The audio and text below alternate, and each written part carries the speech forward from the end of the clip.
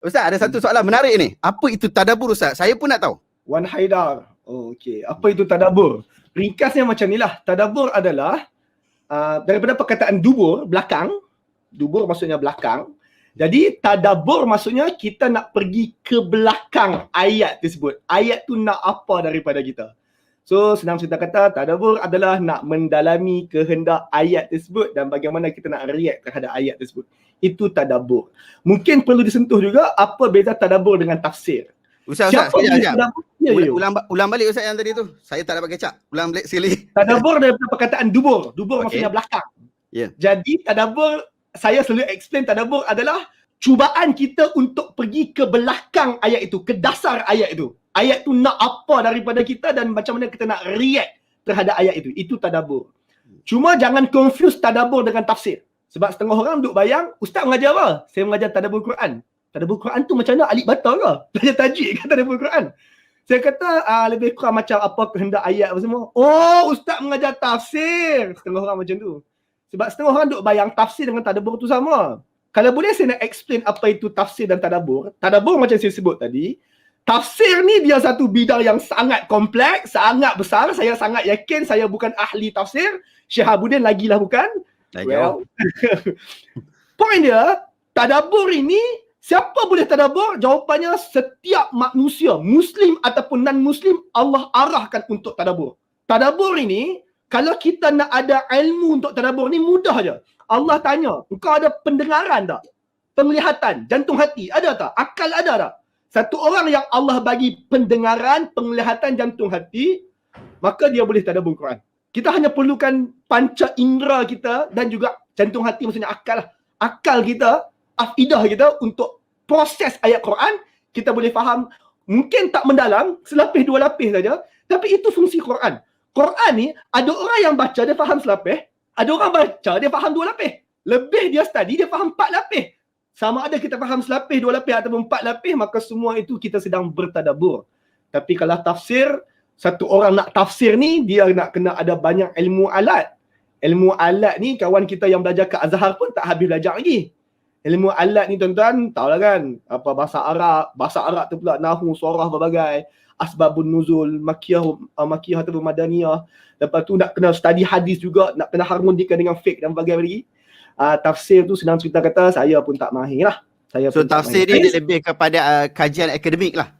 Boleh sebut macam tu. Tafsir adalah benda yang para alim kita buat, para ulama kita buat, dan kita, macam ni lah, kita yang mengaji tafsir, bila saya duk pergi kat surau masjid, tiba-tiba dapati kata masjid itu ada baca kitab tafsir, ada mengajar tafsir, saya rasa macam sedikit ralat lah.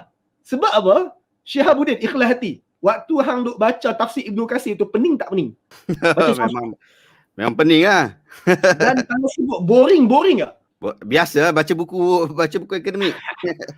Tuan-tuan, boring tu kalau kita minat tak boring lah. Tapi saya nak malu mengatakan kat sini, kalau kita study tafsir, seorang-seorang kita study tafsir ni dia otak ni nak kena betul-betul get ready untuk terima maklumat lah. Jadi saya secara peribadi anggap tafsir tak perlu diajar di masjid surau untuk orang awam. Secara peribadi saya rasa dia tak perlu diajar tafsir. Tapi orang yang jadi ahli akademik, dia kena belajar tafsir, at least ambil tahu tentang tafsir. Kemudian di masjid surau dia hanya perlu mengajar tadabbur agar orang-orang di masjid surau, mereka tak perlu istinbat hukum daripada Quran. Mereka juga tak perlu faham 5-6 sudut pandang berbeza tentang satu-satu ayat tersebut. Jadi secara peribadi saya anggap di masjid surau untuk orang awam tak perlu mengajar tafsir, cukup sekadar mengajar tadabbur. Sebab tuan-tuan, kalau contohlah nak mengajar tafsir ni di masjid surau, surah Al-Fatihah pun 8 kali ustaz Tumai tak habis lagi. Sebab tafsir panjang. Panjang sangat, berulang-ulang sudut pandang berbeza walaupun Ar-Rahman Ar-Rahim saja. Tapi kalau tadabbur, mungkin 2 jam kita boleh habiskan Al-Fatihah. InsyaAllah. Terima kasih. Ustaz, apa dia, kita ada tafsir pimpinan Ar-Rahman. Kita ada tafsir As-Sa'di sebagai contoh lah kan. Tafsir pimpinan Ar-Rahman, tafsir As-Sa'di. 2 jenis tafsir ni, dia tak terlalu dalam. Dia biasa je.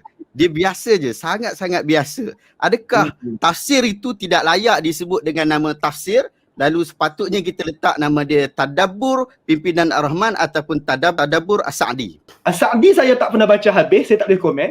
Tapi Pimpinan Ar-Rahman pada sudut pandang saya dia bukan tafsir lah. Dia lebih kepada tadabbur lah, boleh sebut tadabbur. Sebab tuan-tuan, kalau saya tulis buku berkenaan dengan surah Fatihah, kalau nak sebut tafsir Ustaz Nazar, dia rasa geli sikit. Kita pun kata komentar Ustaz Nazar terhadap Fatihah. Benda tu lah juga. Saya rasa mungkin Syihabuddin familiar bahawa ada kritikan apabila orang memanggil kitab Zilalul Quran sebagai tafsir.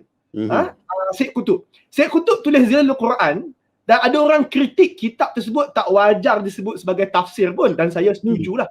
Sebab dia memang bukan tafsir, dia cuma komentar ringkas tentang beberapa ayat daripada Quran tersebut. So bagi saya, mungkin pada waktu itu orang menamakan ataupun memanggil kitab itu sebagai tafsir mungkin kerana mereka tak ada perkataan yang lain nak disebutkan itu. Okey. Clear. Okey, terusnya. Ni lagi ganas tak? Biasa kita punya ni memang kritikal punya. Komen berkenaan golongan batiniah menafsirkan ayat Quran secara pelik-pelik. Bagi sikit Ustaz, bagi sikit. Komentar dia Allah. Saya nak baca daripada surah. Okey, Al-Jasiyah. Kita semak je ayat 8. Ayat 8 Al-Jasiyah, surah Al-Jasiyah, oleh sebab tadi sebut apa Ahmad Didat, kena sebut sikit lah. Allah reveal in the Quran, chapter 45, surah Al-Jasiyah, ayat 8. Allah sebut ayat 8, yasma'u ayatillah tutla alaihi thumma yasirru mustaqbiran ka'an lam yasma'ha. Orang-orang ni, saya nak fokus pada geng-geng batiniah ni. Orang-orang ni ketika kita yang bukan batiniah ni, kita telah explain ayat Quran kepada dia. By the way tuan-tuan, ayat ni Allah kata yasma'u ayatillah tutla. Bukan qira'ah, ni perkataan tilawah Allah guna ni. Yasma'u ayatillah tutla alaihi. Ketika orang-orang itu mendengar ayat-ayat Allah ditutla, dibacakan berulang kali sampai faham. Ingat, tutla daripada perkataan tilawah tadi, baca sampai faham. Nabi Muhammad baca ayat tu, explain sampai faham ke orang tu. Summa yasiru mustakbiran. Yusiru. Summa yusiru. Mustakbiran. Kemudian mereka pun berpaling, patah buat macam tak faham. Mustakbiran, sombong. Macam tak pernah dengar langsung. Maksudnya apa tuan-tuan? Dia tanya satu soalan tentang tadabbur itu, kemudian kita dah jawab dah pun, dah explain dah pun. Minggu depan dia ulang balik. Lepas tu duk tanya lagi soalan lebih kurang bunyi sama. Kemudian kita dah explain, lagi dia pergi tanya Syihabuddin, lebih kurang soalan sama. Syihabuddin explain, dia tanya soalan dekat Ustaz terus, soalan lebih kurang sama. Soalan orang macam ni, golongan yang batiniah duk tafsir pelik-pelik ni, apa kita nak buat kat dia? Maka tuan-tuan, surah yang sama, Allah bagi tahu apa nak buat. Allah kata, okey, ayat 14, beberapa ayat lepas tu Allah komen lagi. Ayat 14 Allah bagi tahu apa nak buat ke orang macam ni. Allah kata, qul lil ladzina amanu, bagi tahu ke orang-orang beriman. Sebab kita orang beriman, kita dah faham dah pun. Kita tak ada alasan, kita tak pura-pura tak dengar penjelasan tu.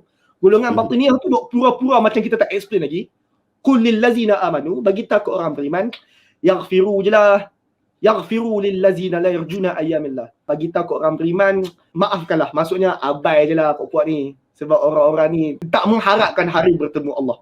Mereka boleh twist ayat Allah sebab mereka tak mengharapkan hari bertemu Allah Ta'ala. Justru itu, let it be. Let bygone be bygone lah. Ayat Allah dah mampu kat mereka lah. Qalu salama. Qalu salama, betul. Bye-bye. Sorry, Assalamualaikum. Bye-bye. Sebab mereka ni memang macam tu Ustaz. Cantik penerangan Ustaz tu. Dan ayat tu cukup sesuai untuk bab-bab ni. Sebab diorang ni hampir bagi macam mana pun, dia pusing mana pun, dia bukan dia nak tuju pada ayat tu pun. Ayat tu tak beri kesan kepada dia pun. Dia pendirian dia tu dah ada dah sendiri. Allah, cantik-cantik lah tu. Alright. Lagi satu hak penting lah. Tadi saya sebut tadabbur dengan tafsir tu beza. Yang tafsir tu nak kena ada ilmu alat yang banyak. Golongan batiniah tafsir ni ilmu alat apa jadah pun tak ada. Nah, yang tu dia orang bukan takat tafsir dia tu, dia orang lagi tinggi. Kita jangan main. Kita yang lemah ni. Kita ilmu zahiran ni, ilmu makrifat tinggi punya.